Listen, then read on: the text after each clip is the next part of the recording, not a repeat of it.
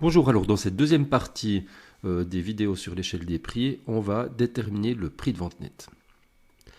Alors ici l'objectif, c'est une fois qu'on connaît le coût des marchandises, donc le PRA, eh bien on va déterminer quel montant on souhaite encaisser auprès de nos clients, on appelle ça le PVN. Alors donc on va déterminer le PVN à partir du PRA et ce avec deux voies, une voie plus détaillée que l'autre mais finalement qui revient au même. Alors la première voie c'est avec la marge brute, notion qu'on va expliquer. Et puis la deuxième voie, c'est avec les frais généraux et le bénéfice net. Alors, si on prend le coût des marchandises, PRA, et qu'on ajoute la marge brute, on va obtenir le prix qu'on souhaite encaisser auprès de nos clients, PVN. Mais on peut aussi le calculer de manière un peu plus détaillée. En ajoutant au coût des marchandises tous les autres coûts, frais généraux, on va trouver le coût total auquel on va rajouter le résultat net, la marge nette, c'est le bénéfice net qu'on veut réaliser et on va trouver le prix à faire payer à nos clients. À noter que c'est le même calcul car si on additionne les frais généraux et le bénéfice net, on obtient la marge brute. Le PRA. Alors le PRA, on avait dit que c'était le prix de revient d'achat, que c'était le coût des marchandises achetées et c'est ce qu'elles valent lorsqu'elles sont dans notre stock. Alors donc on avait vu cette petite animation dans la précédente vidéo.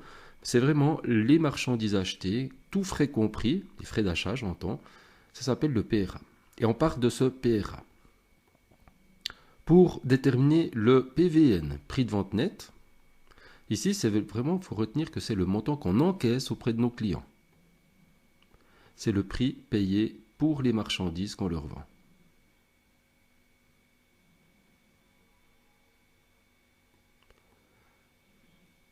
MB signifie la marge brute. Cette marge brute, on l'appelle aussi bénéfice brut.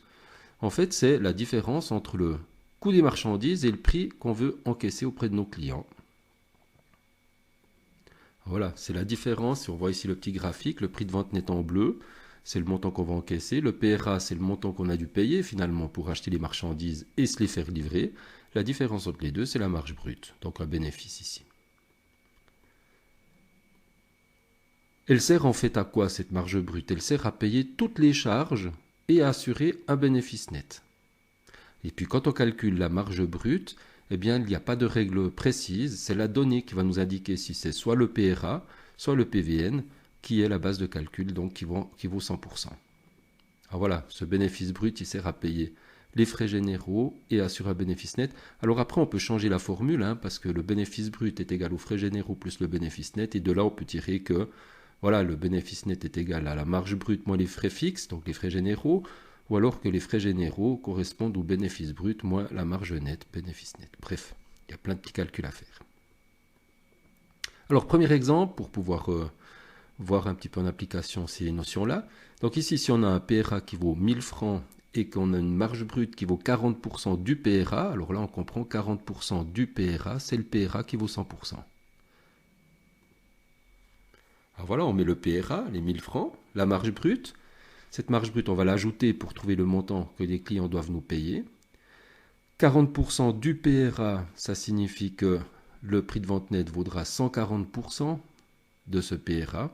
Et ensuite, voilà, on fait les petits calculs. 40% de 1000, ça nous fait 400 francs qu'on rajoute. Et on trouve un montant à encaisser, prix de vente net de 1400 francs.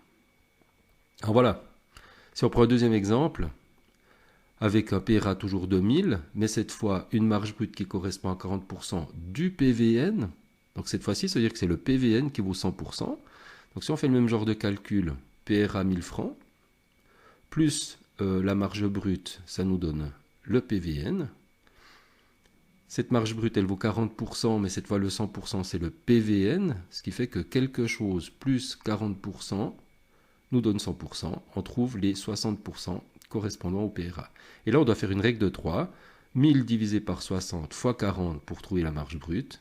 1000 divisé par 60 fois 100 pour trouver le prix de vente net.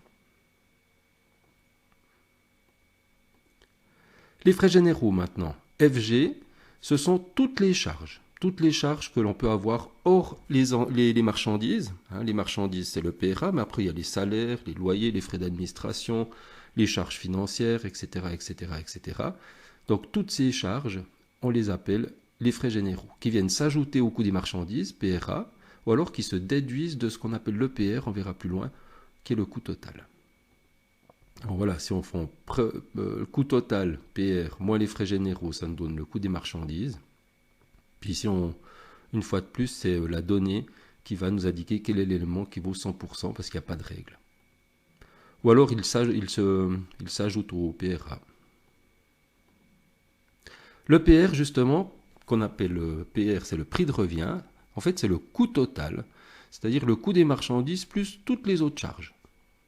Alors voilà, c'est vraiment tous les coûts qu'on a eu, marchandises, PRA, plus frais généraux, tous les autres cours, ça nous donne le PR.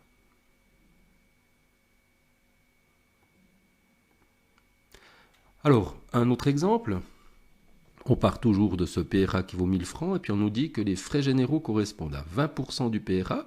Donc là, on voit 20% du PRA, ça veut dire que dans le calcul des frais généraux, c'est le PRA qui vaudra 100%. Par conséquent, ici, on part de ces 1000 francs. On rajoute les frais généraux pour obtenir l'ensemble des coûts, le coût total, le prix de revient. Les frais généraux valent 20% du PRA, ce qui nous indique que le PRA vaut 100% et donc que le prix de revient vaut 120%.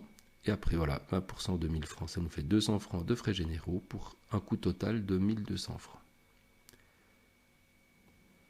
Si par contre, partons toujours de ce PRA qui vaut 1000 francs, on nous dit que les frais généraux correspondent à 20% du prix de revient, alors dans ce cas-là, c'est toujours PRA plus frais généraux est égal à prix de revient, mais ces 20% de frais généraux ont pour base de calcul le prix de revient. Et du coup, quelque chose plus 20% est égal à 100%. Et c'est là que pour trouver les frais généraux, on est obligé de faire une règle de 3. 1000 divisé par 80 fois 20, ça nous fait 250. Et 1000 divisé par 80 fois 100, ça nous donne un prix de revient de 1250. Le bénéfice net maintenant, BN, c'est en fait la différence entre tous nos coûts, le prix de revient, et le montant qu'on encaisse auprès de nos clients, prix de vente net. Et puis, s'il se déduit ce bénéfice net du prix de vente net ou s'ajoute au PR dans les calculs.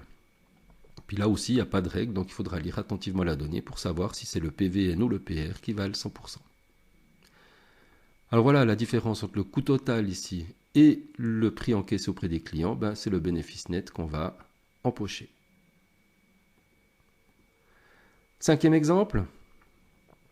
Donc on part du PRA qui vaut 1000 francs, les frais généraux correspondent à 20% du PRA et le bénéfice net à 30% du PR. Donc ici, l'information importante, c'est de savoir que quand on calcule les frais généraux, eh bien les 20% se calculent sur le PRA, donc le PRA vaudra 100%, et lorsqu'on passera au calcul du bénéfice net, quand on nous dit qu'il vaut 30% du PR, ça veut dire que dans ce calcul-là, le PR vaudra 100%.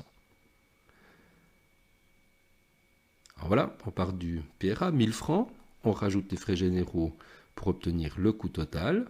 Les frais généraux, 20% du PRA, le PRA vaut 100%, les frais généraux, 20%, le PR 120, et puis on trouve 200 francs, c'est le même exemple que un des exemples vus avant, 1200 francs. On rajoute le bénéfice net pour obtenir le montant qu'on veut encaisser, prix de vente net, 30% du PR, ça veut dire que le prix de vente net vaut 130% du coût total, et là, on calcule la valeur du bénéfice net et du prix de vente net.